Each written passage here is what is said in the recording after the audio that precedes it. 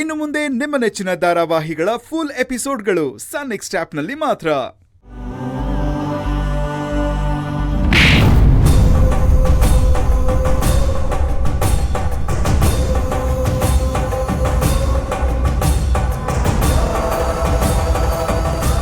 ನಿನ್ಗೇನ್ ಬುದ್ಧಿ ಇದೆಯೇನೋ?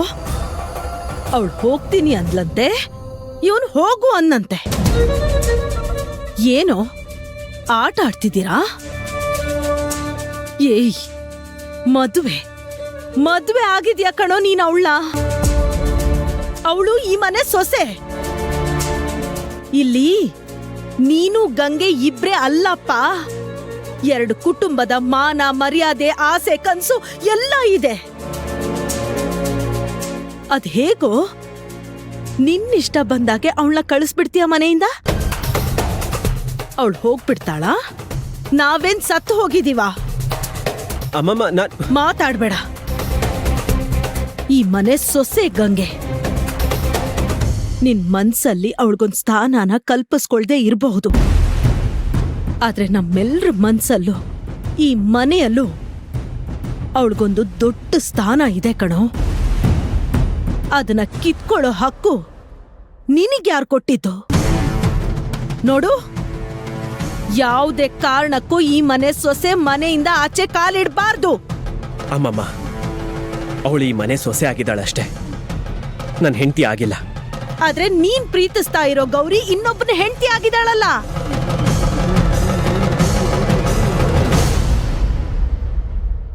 ಇನ್ನೂ ಬುದ್ಧಿ ಬರ್ತಾ ಇಲ್ವಾ ನಿನಗೆ? ನೋಡು ಅಭಯ್, ಗಂಗೆ ಈ ಮನೆ ಬಿಟ್ಟು ಹೋಗ್ಬಾರ್ದು ಅಷ್ಟೇ. ಇದ್ರ ಮೇಲೂ ನೀನೇನಾದ್ರೂ ಆ ತರಾನೇ ಯೋಚನೆ ಮಾಡ್ದೆ ಅಂತ ಅಂದ್ಕೋ, ನನ್ ಮೇಲಾಣೆ.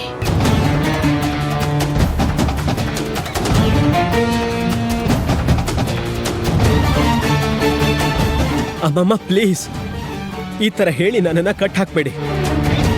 ಮೊದ್ಲೇ ಜೀವಂತವಾಗಿರೋ ಶವದ ತರ ಆಗೋಗಿದ್ದೀನಿ ನಾನು.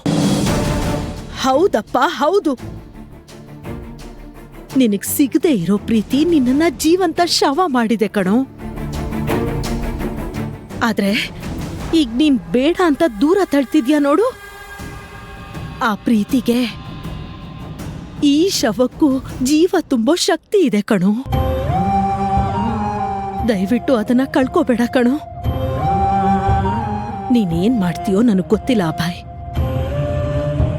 ಇದನ್ನ ಆರ್ಡರ್ ಅಂತಾನೆ ತಿಳ್ಕೊ. ಹೋಗೋ, ಗಂಗೆನ ತಡಿ. ಈ ಮನೆ ಸೊಸೆ ಮನೆ ಹೊಸ್ಲನ್ನ ದಾಟ್ಬಾರ್ದು. ಅಮ್ಮಮ್ಮ, ಹೋಗು.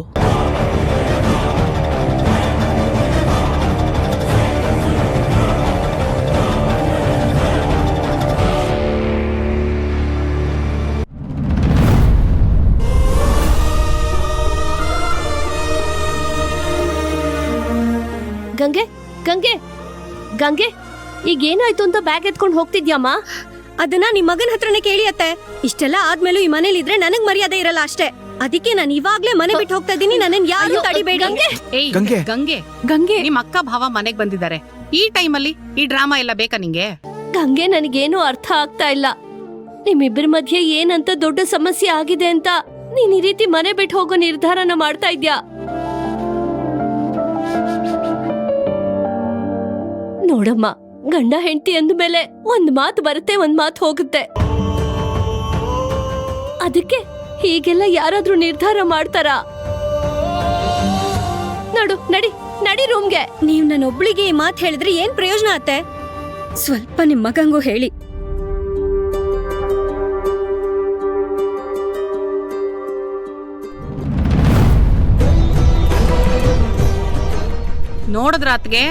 ನೋಡಿದ್ರ ನಿಮ್ ಸೊಸೆನಾ?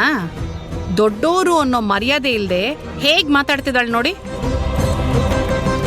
ಬಾ, ಅದೇನ್ ಹೆಣ್ಮಕ್ಳೋ ಏನೋ, ಗಂಡನ್ ಮನೆಯಲ್ಲಿ ಜಗಳ ಆಡೋದನ್ನೇ ದೊಡ್ಡ ಟ್ರೆಂಡ್ ಮಾಡ್ಕೊಂಡ್ಬಿಟ್ಟಿದ್ದಾರೆ.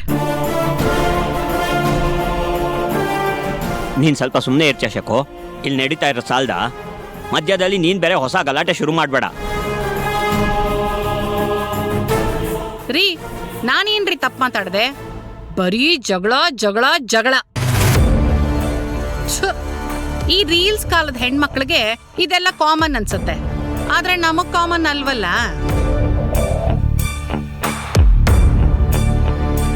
ಆಂಟಿ, ಹಾಗೆಲ್ಲ ಹೇಳ್ಬೇಡಿ. ನೀವು ದೊಡ್ಡವರು. ನೀವ್ ಹೀಗ್ ಮಾತಾಡೋದ್ರಿಂದ ಅವಳಿಗೆ ಇನ್ನೂ ನೋವಾಗತ್ತಲ್ವಾ?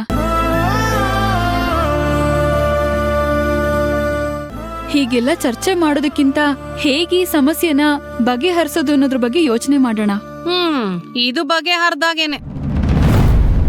ಅಭಯ್ ಅಭಯ್, ಏನೋ ಇದೆಲ್ಲ, ಯಾಕೋ ಚಿಕ್ಕ ವಿಷಯನ ದೊಡ್ಡದ್ ಮಾಡ್ತಾ ಇದ್ದೀರಾ? ಅಲ್ಲ, ಅವಳು ಮನೆ ಬಿಟ್ಟು ಹೋಗ್ತೀನಿ ಅಂತ ಹೇಳ್ತಿದ್ದಾಳೆ, ಅವಳನ್ನ ತಡಿಯೋ. ಏನಾಯ್ತೋ ಅಭಯ್, ಮಾತಾಡೋ, ಯಾಕೋ ಹೊಟ್ಟೆ ಉರಿಸ್ತಾ ಇದ್ಯಾ? ಅಮ್ಮ ಅಳಬೇಡ. ಗಂಗೆ, ನೀನ್ ಎಲ್ಲೂ ಹೋಗೋದ್ ಬೇಡ. ನನಗ್ ನಿಮ್ ಮಾತ್ ಕೇಳಕ್ಕೆಲ್ಲ ಇಷ್ಟ ಇಲ್ಲ ಅಭಯ್, ನಾನ್ ಹೋಗ್ತಾ ಇದ್ದೀನಿ ಅಷ್ಟೇ. ನೀನ್ ಹೇಗ್ ಹೋಗ್ತೀಯ ಅಂತ ನಾನು ನೋಡ್ತೀನಿ. ಬ್ಯಾಗ್ ಕೊಡಿ ಅಭಯ್.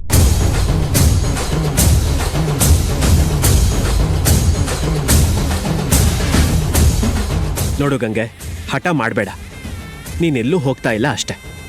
ಈ ಗಂಗೆ ನಿಮ್ಮ ಆವಾಜ್ಗೆಲ್ಲ ಹೆದ್ರೋಳಲ್ಲ. ಅವಳು ಏನಕ್ಕಾದ್ರೂ ಸೋಲ್ತಾಳೆ ಅಂದ್ರೆ ಅದು ಪ್ರೀತಿಗ್ ಮಾತ್ರ. ಆ ಪ್ರೀತಿ ಮಾಡಕ್ ನಿಮಗ್ ಬರದೇ ಇಲ್ವಲ್ಲ. ಗಂಗೆ, ಮೊದಲು ಸಮಸ್ಯೆ ಏನು ಅಂತ ಹೇಳಮ್ಮ, ಅದನ್ನ ಕೂತ್ಕೊಂಡು ಆಮೇಲೆ ಸಾಲ್ವ್ ಮಾಡ್ಕೊಳ್ಳೋಣ. ಅದನ್ ಬಿಟ್ಟು ಹೀಗೆ ಮನೆ ಬಿಟ್ಟು ಹೋಗ್ತೀನಿ ಅಂತ ಹಠ ಮಾಡ್ತಾರಾ? ನನ್ ಸಮಸ್ಯೆನೇ ನಿಮ್ಮ ಅಳಿಯ ಅಂಕಲ್.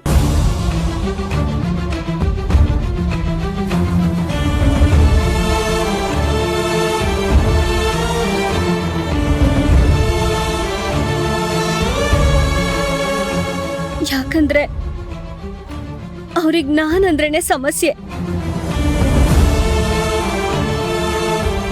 ನಾನಿಲ್ಲ ಅಂದ್ರೆ ಅವ್ರು ಖುಷಿಯಾಗೇ ಇರ್ತಾರೆ. ಭಾವ, ಆವಾಗ್ಲೇ ಪ್ರೀತಿ ಬಗ್ಗೆ ಏನೋ ಹೇಳಿದ್ರಲ್ಲ, ಇವಾಗ ನಾನ್ ಹೇಳ್ತೀನಿ ಕೇಳಿ.